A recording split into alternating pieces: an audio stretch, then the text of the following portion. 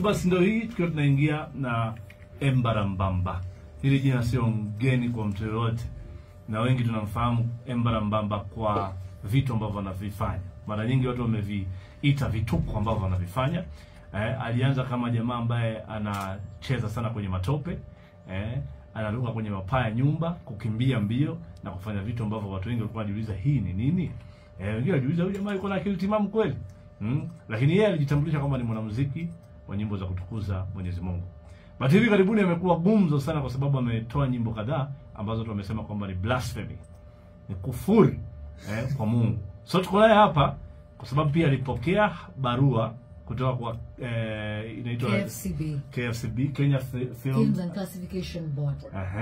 Wakimwambia kwamba atoe nyimbo zake ambazo walisema ni chafu. So tuko naye hapa, kuna mengi ya kuzungumza. Karibu. Asante. Tangu nione yule anaitwa Konde Boy, Harmonize, lakini touch hapa akiwa Citizen. Angasikia furaha sana. Msanii mkubwa unachua wakati anakuongelea kutoka nchi zingine, kwa hivyo umejulikana. Unafurahia umaarufu wako?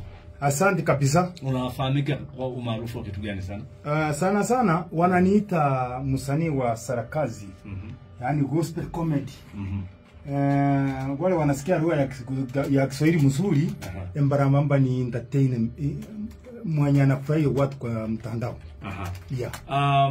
Of late umekuwa gumzo kwa vitu vingi sana. Kwanza ningependa reaction yako kwanza kwa hapo kabla hujatueleza details. How do you feel about the publicity ambayo umeipata sasa hivi kwenye mitandao? Kujulikana ni sawa, lakini sasa kuna hii kitu kimenigonga, kimenipaka matope. Sasa tena nasikia kama niko mgonjwa pale wengine. Si umekuwa ukicheza na matope kwa unaogopa matope? Lakini unajua matope ni sawa. Nilikuwa hapo nyuma sawa. Lakini kuna hii wimbi imekuja. Ilikuwa naimbwa ni Nyandue. Hiyo nyimbo imenipaka matope pande nyingine. Tutakuja kuzungumza hapo kwa undani. Lakini kuna hatua ambazo zimechukuliwa dhidi yako ambazo tungependa kuzifahamu. Ina few. Kitu cha kwanza ningependa kujua, Embarambamba, umeoa, uko na watoto? Niko na watoto 5. Na mume niko na watoto 5, unajua kamchezo kale kakuni. Nikapata niko na 5 na bibi ni mmoja anaitwa Embarambamba. Anaitwa Embarambamba. Kwa hivyo umeoa rasmi. Yeye ndiye anasafisha hii siri ya nguo za matope wanaona sasa. Wewe ndio usisafisha baada ya kume. Mtoto wako kwanza na umri wa miaka mingapi? Hata sijui. Hata sijui. Lakini najua kidada ameenda form 1. Lakini miaka sijui. Kwa nini? Unajua mimi nilikuwa na produce tu. Sijajua miaka. Wewe hujui umri wa watoto wako? Wa mwisho na miaka mingapi? Wa mwisho ni 4 ama 3. I think sijui ni 3.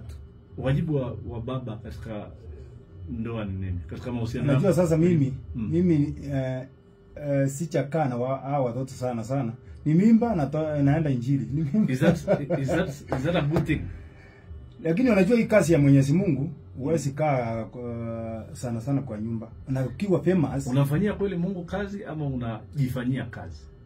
Nafanyia Mungu na tena najifanyia, kwa sababu huko juu hakuna supermarket. Tunaenda tuongoe tuende kununua, na hakuna malaika anakuja every week kuja kutuona kutuletea pesa. Sisi ndio tunajituma wakati tunaendelea kuhubiri injili tupate matokeo, tutupe sadaka kwa kanisa. Unahubiri injili kwa njia gani? Kuna njia sahihi na zile ambazo watu wanasema sio sahihi katika kuhubiri? Sana William. Mimi vile niliingia kwa hii gospel, nilianza kueneza injili na comedy. Yaani nikiimba nyimbo za Mungu lazima nikuwekea vitu 2-3 hapo unacheka usipoweka kwa mtandao. Sasa ngachiita gospel comedy. Kwa hivyo unafanya mzaha na neno la Mungu au? Unajua hata Mungu anataka entertainment. Ni kama saa hii mheshimiwa kuita mahali fulani. Ukiimba mzuri, nyimbo nzuri mpaka watu wanapiga makofi, mheshimiwa anaamuka anakubalika na kitu kidogo. Hata Mungu wakati tunamuimbia na ile nguvu zetu, vile Biblia inasema nguvu zote na akili zako zote muabudu, atakubariki njani. Kadoto na swali. Unajua nasema pale napenda mfano wa mheshimiwa na Mwenyezi Mungu. Of course you can never compare God and a human being. It's incompatible kabisa. Ila penda sana najiuliza nikitumia mfano wake pale. Eti ukimwambia pale mheshimiwa na energy na kila kitu unapewa pesa. Ukimtukana mheshimiwa wewe atakuruhusu uendelee kuimba pombe yake. Ukiimba nyimbo nzuri atasimama akubariki. Ukimtukana? Kuna Ulivomtukana Mwenyezi Mungu. Si kumtukana kwa binadamu, kwa binadamu wamechua nimetukana, lakini ndani yangu na yeye ni kumsifu. Okay, nitakuja kwa hiyo kwa undani, but naomba kujua kitu kimoja. Watoto wako wanakuambiaje? Mtoto wako mimi si chaona wakiniuliza swali, ni ile nikifika kwa nyumba wanaanza kuniuliza maswali kidogo. Niambie swali moja ambalo watoto wako wanasema huko shuleni wanafunzi wanatuambia wazazi wanakuwa na wewe kwa simu yao. Unawachekeza ndani ya simu. Kwa nyimbo unaimba. Hebu na sisi tuchekeze kidogo. Unajua wakati mtoto amekuambia nichekeze kidogo, vile unachekeza wengine inakuwa kazi ngumu. Lakini unapiga 2 3 na kuchekeza, alafu unarara. Hawajai kuuliza maswali ya aibu ama kuonyesha aibu yao. Unawaletea aibu kama labda kuwaletea aibu kwa vitu ambavyo unafanya kama vile kuoga na matope, kuruka kwenye bapaa ya nyumba, kanisa.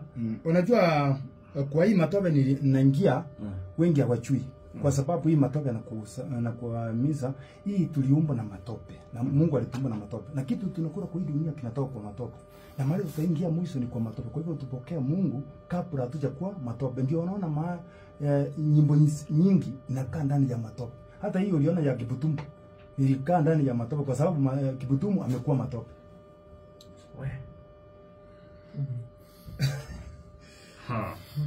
Nafikiri yako mengi sana ya kuweza kusikia. Nitarudi bado. Maswali ni mengi sana pia, msikilizaji najua yuko na maswali. Kwa hiyo nataka kuongea pia na Dr. Ezekiel Mutua kwa sababu niliona kwamba alikuwa mmoja kati ya watu ambao aliongea kuhusiana na nyimbo zako. Nilimwandikia barua kwanza ya kumuomba anisamee kwa sababu alisema natakiwa kutolewa kwa wasanii wale amesikia. Lakini nikamuandikia barua na tena ngamupigia, akakata simu akanipigia. Ngamueleza vile tumekaa na yeye miaka 10 kwa hii ministry, niambia nimekusamee lakini ulitiusi sarakasi. Sasa nikaona siwezi kutoka hapa kabla sijaona Kenya Films. Sasa tutakuja utuambie Kenya Films wamekwambiaje. But nataka tumtafute pia Dr. Ezekiel Mutua ambaye ndo CEO MCSK, ambaye itakuwa ni baada ya muda usiokuwa mrefu. Tunaenda break kidogo.